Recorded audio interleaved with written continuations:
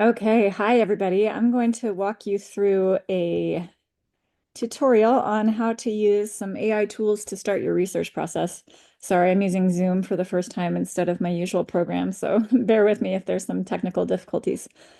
Okay, so the first tool that I wanted to introduce you to, if it's new to you, is Perplexity. So the address for that, just type into your bar, Perplexity, Perplexity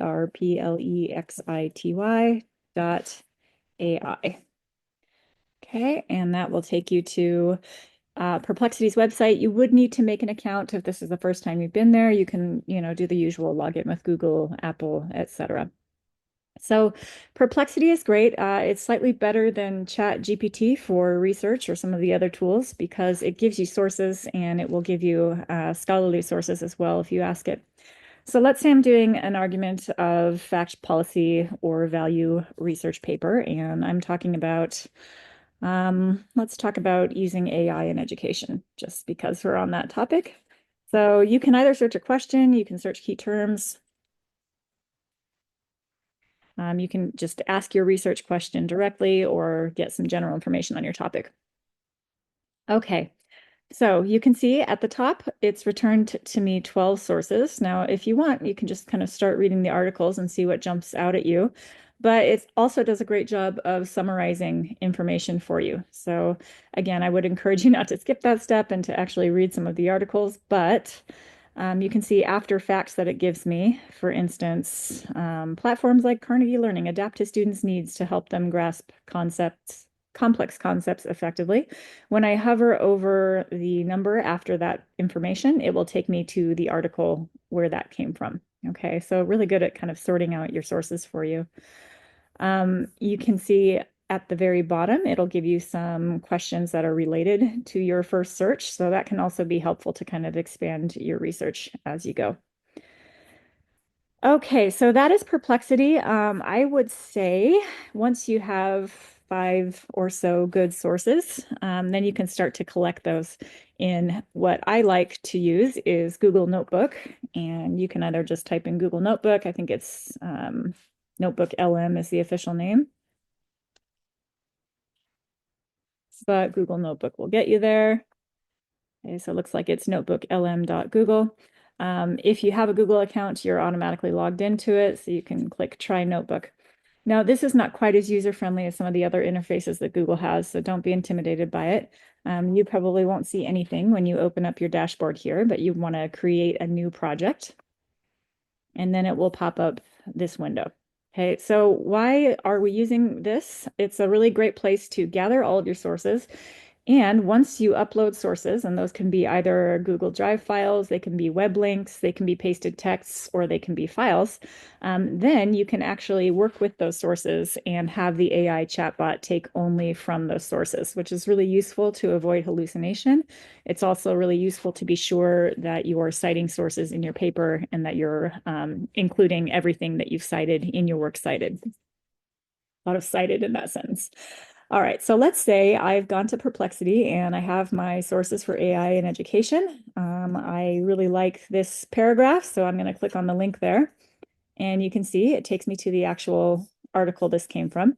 Now, this is not a scholarly article, but I can still use it, right? It looks like a blog post, but it's a good blog post. So I'm going to copy that web link, just Control C, and then into my notebook.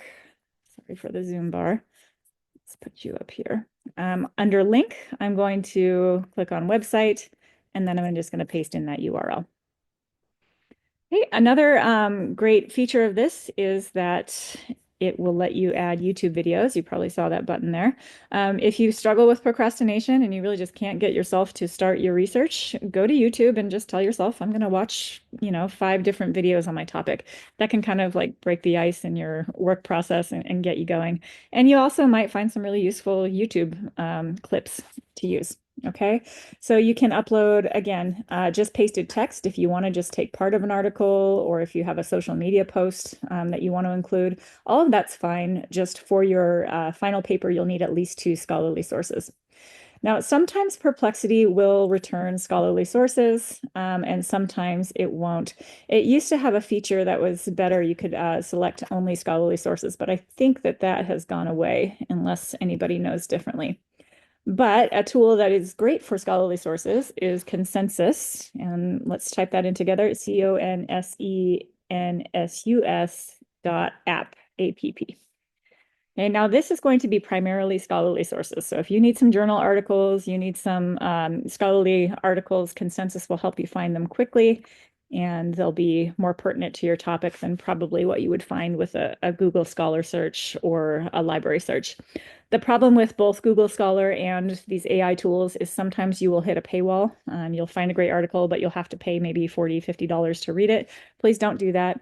The library can help you access articles if you have one that you really want to get. You can email the librarian, and also all of the articles in the library database, of course, are free for you to access. But let me just show you how this works. So let's do my same AI education. I'm going to ask it a question this time.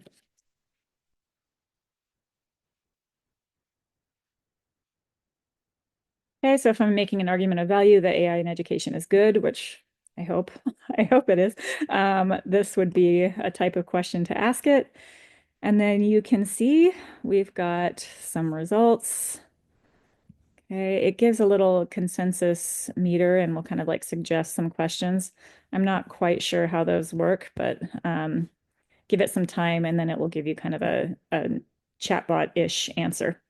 Now, again, after you scroll over a number, if you've seen a fact that you like or a piece of information that you like, these you can see look a little bit different from what Perplexity returned. They are all scholarly sources, so this is great to meet that requirement for your paper. Let's just click on number 2 and see if it lets us get there. Okay, so it's giving you the actual sources below. Highly cited, that means other people thought it was good enough to include in their papers, so that's a good label to look out for. Okay, so these all look like they're fairly reputable. If I click on this article,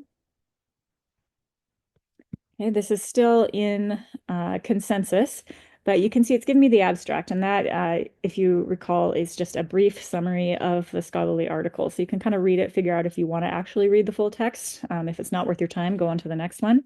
If it is, usually there'll be a full text option, and you can click on that. Okay, and you can see this one happens to be free, so I can read the whole dang study. But I don't want to read the whole dang study because that looks like a really, really long thing. So I'm actually going to take this source and I'm going to put it into my Google Notebook. And I can ask for a summary of that. I can ask for key facts, all of that good stuff. If you like, you can download the PDF. Let me just show you for the sake of demonstration what that looks like. Okay, and then I come back to my notebook. If I've downloaded the PDF, I can click on upload sources and then it should be, I think it's right there. Yep. Okay, and now I've got 2 sources in my notebook. And let me just add maybe one more so you can get a idea of how Notebook combines your sources. All right, so let's say, whoops, let's say I'm going to look at source 5 here. This is another scholarly source, and I just check that out. If I go to the full text, hopefully I've also got access to this. This one looks like, yes, it is full text and I can access the PDF. So this time I'm just going to paste in the link and see if Google can get it that way. Okay, again, just add a source every time you find something new you want to include. See if that works for us. Okay, looks like it's figuring it out. You might have better luck downloading and uploading PDFs, but it looks like all of these are going to work for us. Okay, so once you have all of your sources in here, you can kind of start exploring subtopics in your, general research question.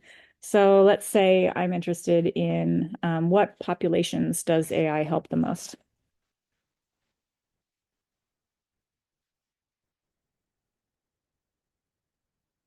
And you don't have to have, perfect grammar or perfect structure when you talk to your Google Notebook. Just do your best.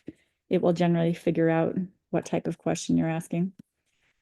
So the cool thing about this is it's given me information that I can include in my paper. It's given me information based only on these sources though. So if I hover over, for example, this comes from the PDF that I uploaded. So it's gone through and it's used its AI intelligence to sort through the sources that I've given it and to pull out the information that's related to the question I'm asking.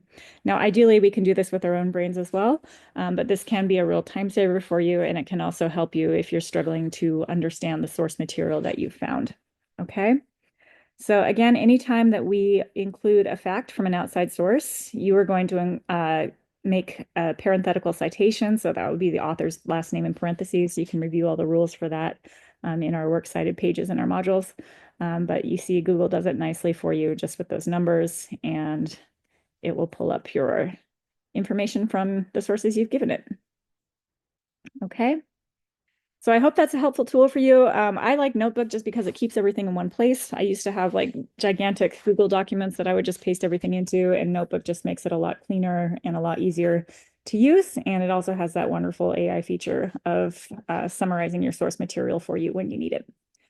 All right, I hope that was helpful. If you have any questions on this at all, please feel free to email me. If you are like, I do not want to use AI, it's evil, that is totally fine. You don't have to. These are just some suggested tools.